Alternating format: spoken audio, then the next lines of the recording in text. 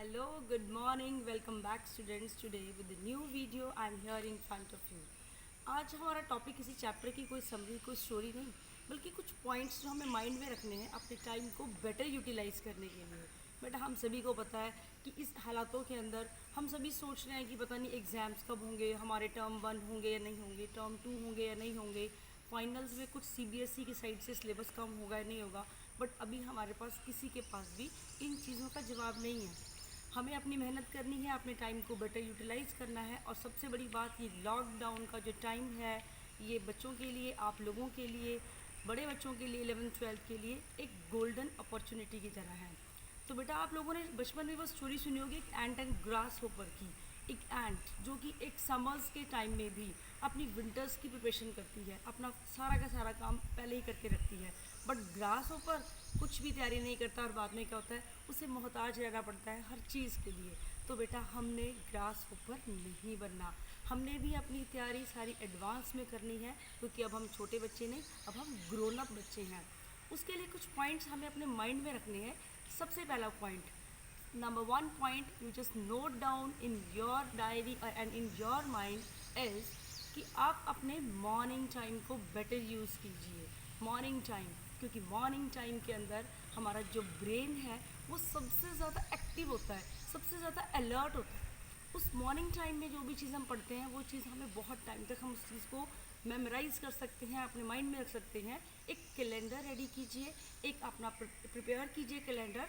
उस कैलेंडर के अंदर आप क्या करेंगे, अपने किस सब्जेक्ट को कितना टाइम देना है, किस चीज़ में आपको ज़्यादा मेहनत की ज़रूरत है। हर बच्चे का इंटरेस्ट लेवल सेम नहीं होता, किसी को फिज़िक्स पसंद है, किसी को केमिस्ट्री पसंद है, किसी को अकाउंट्स पसंद है, तो किसी को बिज़नेस पसंद है।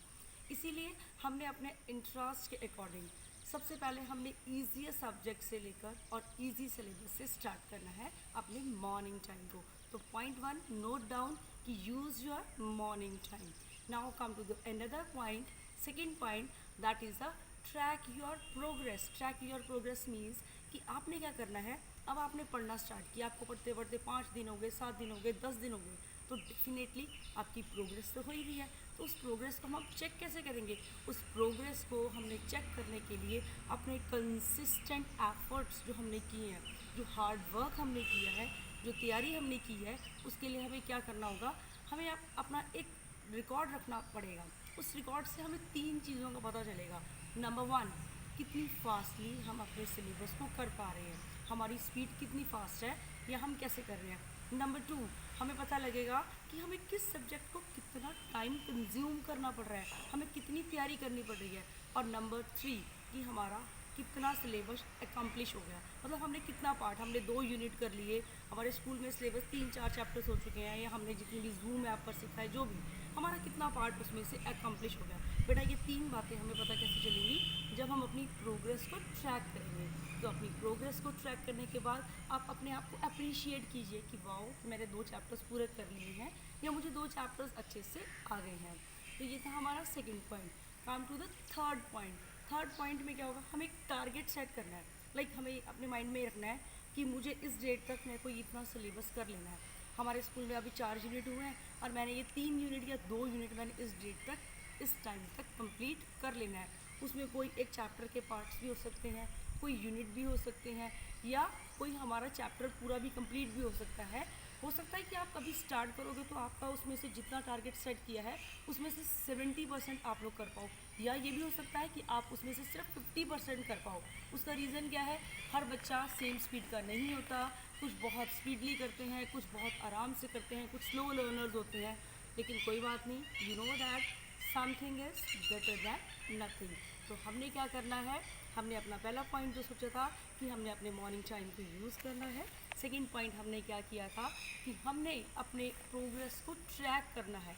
और तीसरा पॉइंट हमने क्या किया था कि हमने अपना एक टारगेट सेट करना है। Now come to the fourth point, जो कि बहुत इंपॉर्टेंट पॉइंट है। बेटा आपको पता है कि एक स्मार्ट वर्क होता है, एक हार्ड वर्क होता है। एक रिक्शा पुलर बहुत हार्ड वर्क करता है, बहुत मेहनत से रिक्शा पुल करता है। हमने हार्ड वर्क तो करना है, बट हार्ड वर्क के साथ साथ अगर हम स्मार्ट वर्क करेंगे, स्मार्ट टेक्निक्स यूज़ करेंगे, तो उसमें क्या होगा, हमारा काम बहुत इजी हो जाएगा और बहुत टाइमली हो जाएगा। हमने अपने स्मार्ट वर्क के लिए क्या करना है, हमारा जो मेन फोकस होना चाहिए वो उन इम्पॉर्टेंट चीज़ों के ऊपर होना चाहिए, उन इम्पॉर्टेंट पार्ट्स के ऊपर होना चाहिए जो हमें लगता है कि एग्जामिनेशन पॉइंट ऑफ व्यू से बहुत ज़्यादा इम्पॉर्टेंट है। होता क्या है, कुछ स्टूडेंट्स क्या करते हैं, एक चैप्टर लेके बैठ गए, उसमें किसी एक पर्टिकुलर पॉइंट पर अटक जाते हैं और अपना सारी एनर्जी कंज्यूम कर देते हैं और क्या होता है, उस सब्जेक्ट से बोर होकर उसको बुक को बंद कर देते हैं। हमने ऐसा नहीं करना। हमें क्या करना है, उसके लिए 20% इनपुट देख के बेटा 80% आउटपुट हमें चाहिए उसमें। और उसके लिए हमें क्या करना पड़ेगा, उसके लिए हमें कुछ इंपॉर्टेंट, चाहे आप अपने एल्डर्स से, आपका कोई ब्रदर सिस्टर उसी स्ट्रीम में पहले पढ़ रहा है, उसको नॉलेज है, आपके टीचर्स हो गए, आपके फ्रेंड्स हो गए, आपके कज़न्स हो गए, आपके पेरेंट्स भी हो सकते हैं, या फिर प्रीवियस ईयर जो पेपर्स हैं वो देखकर कि क्या चीज़ जो है एवरी ईयर रिपीट हो रही है, या क्या चीज़ हमें करनी है, कि क्या चीज़ हमें एग्जामिनेशन पॉइंट ऑफ व्यू से इम्पॉर्टेंट है। हमने मेन स्ट्रेस, मेन फोकस उस पार्ट पर करना है। जो चैप्टर के बीच में कुछ 5% चीज़ें ऐसी हो सकती हैं जो एग्जामिनेशन पॉइंट ऑफ व्यू से बहुत ज़्यादा इंपॉर्टेंट नहीं है, उन चीज़ों को अपने सबकॉन्शियस माइंड में तो रखना है। ऐसा नहीं कि उसको नहीं पढ़ना, लेकिन उसके लिए अपना पूरा टाइम वेस्ट नहीं करना।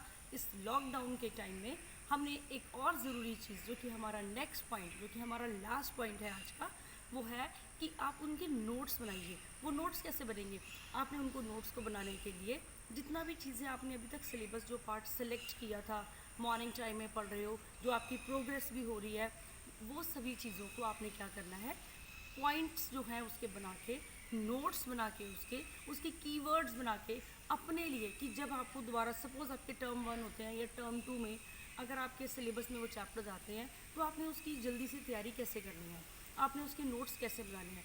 तो उनके नोट्स बनाना बेटा, नोट्स बनाने का मतलब कुछ स्टूडेंट्स लेते हैं कि पूरी की पूरी जो चैप्टर दिया हुआ है किसी गाइड में, किसी बुक में, उसको उठा के पूरा कॉपी पेस्ट कर दिया। नॉट एट ऑल, हमने उनको कॉपी नहीं करना। हमने सिर्फ थोड़े से पॉइंट्स लिखने हैं, कीवर्ड्स लिखने हैं। हमने अपना टाइम बहुत ज़्यादा, ताकि हमारा दोबारा जब पढ़ते वक्त बहुत ज़्यादा टाइम कंज्यूम ना हो। हम सोचते हैं कि एग्ज़ाम डेज में पढ़ेंगे क्योंकि बाद में हम करेंगे तो हम सारा भूल तो जाएंगे पहले पढ़ा हुआ। बेटा ऐसा कभी भी नहीं होता। ये हमारा सारा कॉन्शियस एंड सब कॉन्शियस माइंड का खेल होता है। इसके बारे में हम लेटर ऑन कभी बात करेंगे। बट अब हमने जो 5 बातें सीखी हैं, मॉर्निंग टाइम को यूज़ करना है, अपनी प्रोग्रेस को ट्रैक करना है कि हम कितनी प्रोग्रेस कर रहे हैं, और ख़ुद को अप्रिशिएट करना कि वाह मैंने इतना सिलेबस कर दिया, क्योंकि मैं सबसे अलग हूँ, मैं सब जैसा नहीं हूँ। उसके बाद हमारा वो टारगेट सेट होना चाहिए जिसको हमने अचीव करना है। बिना टारगेट के हम कुछ अचीव भी नहीं करते। उसके बाद हमने जो स्टडी करनी है उसको स्मार्टली करनी है, और अपने नोट्स बनाने हैं, और हमने मेहनत करनी है, क्योंकि हमें सुना है कि कुछ किए बिना कभी भी जय जयकार नहीं होती, और मेहनत करने वालों की कभी भी हार नहीं होती। Thank you and have a nice day. मिलेंगे अगली वीडियो में बहुत जल्द।